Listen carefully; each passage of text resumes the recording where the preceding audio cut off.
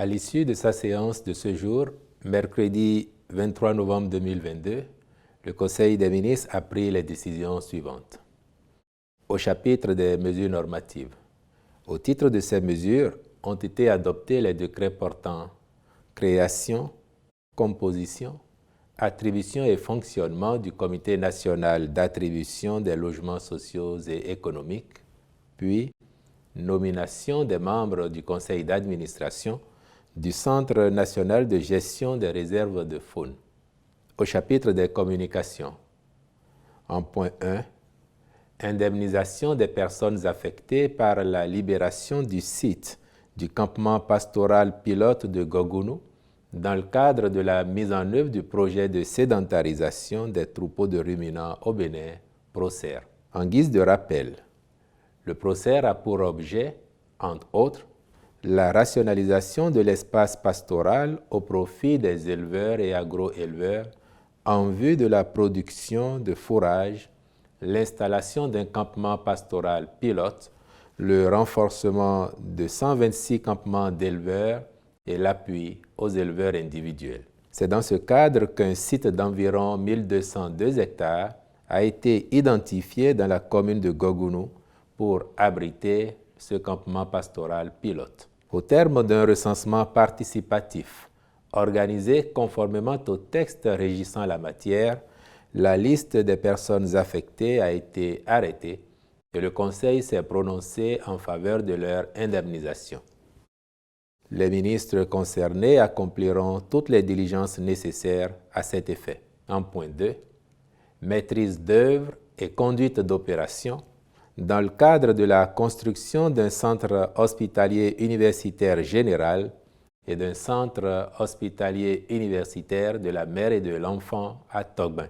En vue de favoriser une prise en charge médicale optimale pour tous, le gouvernement, à la suite d'une revue de la carte sanitaire de notre pays, a décidé de poursuivre la modernisation des infrastructures et du plateau technique, d'optimiser les ressources matérielles, financières et humaines et d'élever la qualité des services des soins offerts aux populations.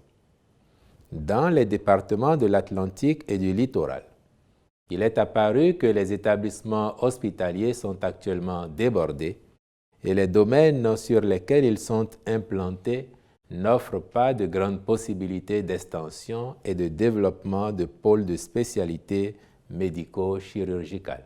C'est pour cette raison qu'il est prévu, au programme d'action du gouvernement 2021-2026, la construction sur un même espace d'un centre hospitalier universitaire général et d'un centre hospitalier universitaire de la mère et de l'enfant, avec pour finalité d'améliorer les capacités d'accueil, de développer des pôles de spécialité, puis de faciliter la référence et la contre-référence.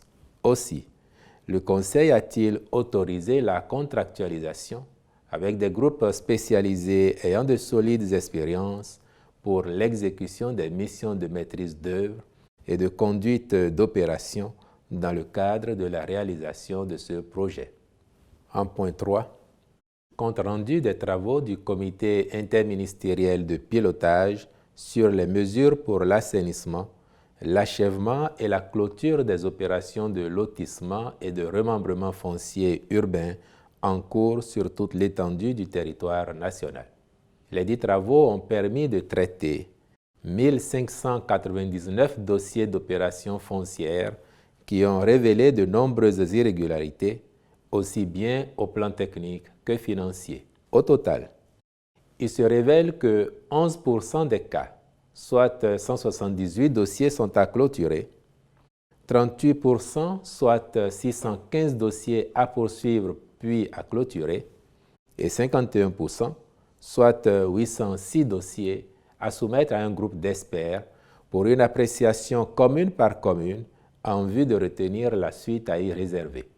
La mise en œuvre des solutions proposées nécessite, de la part des autorités communales, l'exécution méthodique de tâches dont les grandes lignes ont été fixées par le comité en fonction des cas de figure répertoriés. Pour certaines situations, un besoin en ressources financières importantes est à rechercher. À cet effet, le ministre de l'Économie et des Finances est instruit d'accorder aux communes un soutien budgétaire à travers le Fonds d'investissement communal et de commettre un audit financier général de toutes les opérations de lotissement-remembrement urbain. Par ailleurs, le ministre de la Justice et de la Législation fera examiner l'ensemble des litiges fonciers pouvant entraver l'achèvement et la clôture des opérations. Il engagera les procédures appropriées à l'encontre des acteurs mis en cause par l'audit financier des opérations. En outre, les ministres chargés du cadre de vie et de la décentralisation fourniront, à travers leurs structures compétentes, des appuis techniques aux communes en vue de l'élaboration de schémas directeurs d'aménagement communaux et des plans directeurs d'urbanisme pour les zones agglomérées. Dans la même logique de mesures prescrites, le ministre du Cadre de vie et du Développement durable fera matérialiser et préserver par la cartographie et le bornage les zones humides impropres à l'habitation. Il proposera, en concertation avec les communes concernées et selon l'intérêt stratégique de certains périmètres déjà très densifiés, l'exécution d'opérations spéciales d'aménagement devant permettre une amélioration de l'habitat. Au chapitre des rencontres et manifestations internationales, le Conseil a autorisé l'organisation à Cotonou du 37e congrès annuel de la Société d'anesthésie-réanimation de l'Afrique francophone du 23 au 25 novembre 2022, du 2e congrès de la Société béninoise de rhumatologie du 24 au 25 novembre 2022, puis de la 2e session du Conseil des ministres de l'Alliance pour le biodigesteur en Afrique de l'Ouest et du Centre le 16 décembre 2022. Enfin, au chapitre des mesures individuelles, au ministère des Enseignements secondaires, techniques et de la formation professionnelle, M. Cyril Aïnamon est nommé secrétaire général du ministère. Je vous remercie.